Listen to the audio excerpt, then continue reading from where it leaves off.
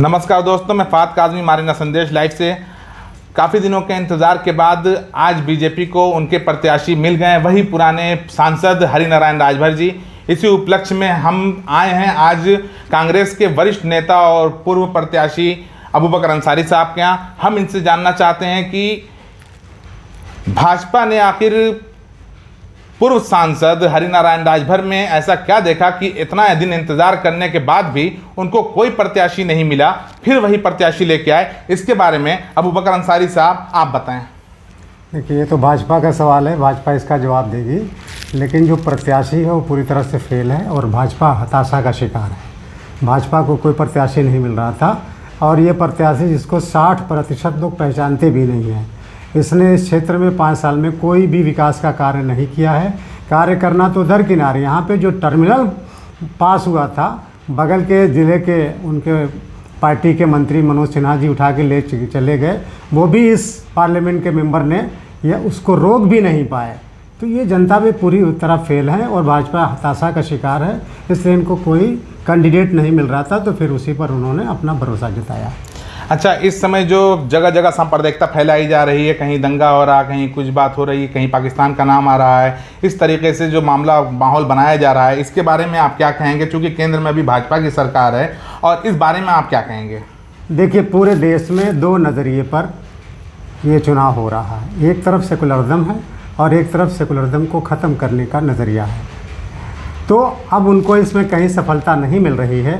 इस तरह से वो ऐसे मुद्दों को उठा रहे हैं जिससे पोलराइजेशन किया जा सके, वोट का पोलराइजेशन किया जा सके, हिंदू को अलग किया जा सके, मुसलमान को अलग किया जा सके। लेकिन देश की जनता ने इसको भली भांति समझ लिया है और जनता उसके बहकावे में आने वाली नहीं है।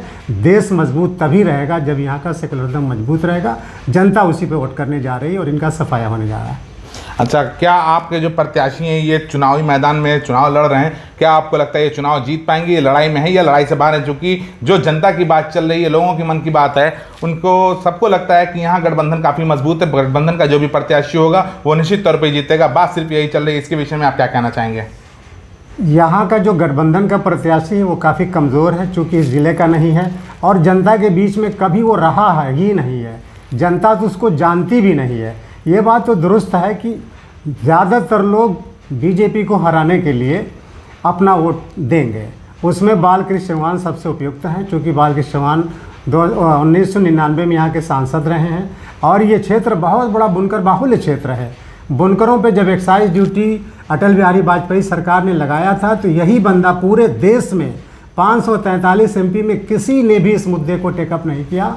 इस बंदे ने पार्लियामेंट में इतना अच्छे ढंग से इस मामले को पेश किया कि सरकार को मजबूर होकर के एक्साइज ड्यूटी वापस लेनी पड़ी और इस मुद्दे को लेकर के, इस काम को लेकर के जनता इनसे काफ़ी इनके साथ लगी हुई है और आने वाले चुनाव में ये निश्चित रूप से चुनाव जीतेंगे। क्योंकि इससे पहले जो आपके प्रत्याशी हैं बालकृष्ण चौहान जी, घोसी लोकसभा क्षेत्र से बालकृष्ण चौहान जी इससे पहले भी सांसद रह चुके हैं, वो दूसरी पार्टी से थे। अभी भी दूसरी पार्टी से निकलने के बाद ही इनको प्रत्याशी बनाया गया है। क्या आपकी पार्टी में इस योग्य कोई प्रत्याशी नहीं, इस योग्य नहीं था कि इसको घोसी लोकसभा का प्रत्याशी बनाया जाए और चुनाव जिताया जा सके? क्या ऐसा होता है कि कोई भी सालों साल मेहनत करे और कोई बाहरी या फल खा के चला जाए? इसके विषय में क्या कहेंगे आप? देखिए, ये राजनीति है, सेवा भाव से काम करना होता है। पार्टी का जो फैसला होता है वो सारे कार्यकर्ता, सारे नेता उसको मानते हैं। पार्टी ने उचित समझा और ये समझा कि ये लायक और योग्य हैं, तो पार्टी ने इनको अपना प्रत्याशी बनाया। हमारे यहाँ इसका कोई विरोध नहीं है। सारे जो कांग्रेस के लीडर हैं या वर्कर हैं वो डिवोटेड हैं, कांग्रेस के प्रति उनका काफ़ी अच्छा उनका रुझान है और राहुल गांधी और प्रियंका गांधी और श्रीमती सोनिया गांधी पर उनका पूरा विश्वास है और उसी विश्वास को लेकर के इसको लोग तन मन धन से जिताने के लिए फील्ड में लगे हुए। अभी हाल ही में साध्वी प्रज्ञा ने शहीद हेमंत करकरे के बारे में बयान दिया था कि उनकी बद्दुआ थी जिसकी वजह से शहीद हुए, जिनको भारत रत्न पुरस्कार मिलने की बात चल रही थी, परमवीर चक्र मिलने की बात चल रही थी। इसके विषय में आप क्या कहना चाहेंगे साध्वी प्रज्ञा के इस बयान के बारे में? देखिए, साध्वी प्रज्ञा तो वो टेररिस्ट थी, उसमें वो फंसी हुई थी, अभी वो बेल पे चल रही है। और हेमंत करकरे को हिंदुस्तान की सरकार ने अवार्ड दिया। पूरी हिंदुस्तान की जनता उनके साथ है। भारतीय जनता पार्टी के पास इस चुनाव को लड़ने के लिए कोई उनके पास मुद्दा नहीं है। 5 साल में उन्होंने सिर्फ धोखा दिया है, सिर्फ उन्होंने जुमलेबाजी की है। तो इसी तरह के लोगों को ले आ करके वो सिर्फ पोलराइजेशन करना चाहते हैं। हालांकि वो उसमें बुरी तरह फेल हैं। आगे जब चुनाव का नतीजा आएगा तो उनको एहसास हो जाएगा कि जो कुछ वो करना चाहते थे जनता उसको कबूल करने के लिए तैयार नहीं है। अपनी ड्यूटी करते हुए एक आईएएस अधिकारी ने आदर्श आचार संहिता का अनुपालन करते हुए, और चूंकि एक प्रत्याशी प्रधानमंत्री के साथ साथ एक प्रत्याशी भी मोदी जी हैं, उनके हेलीकॉप्टर की उसने जांच कर लिया था, चेक कर लिया था, जिसके उपलक्ष्य में उसको सस्पेंड किया गया चूंकि वो मुसलमान था इस बिना पर, या कि उन्होंने भाजपा का ये चूंकि नरेंद्र मोदी जी सरगना है या उनके हेड हैं भाजपा के, इस वजह से किया गया कि उनको क्यों किया गया? ईगो का मामला था। आपको क्या लगता है, बताएं आप। देखिए, इसमें हिंदू मुसलमान का कोई मामला नहीं है।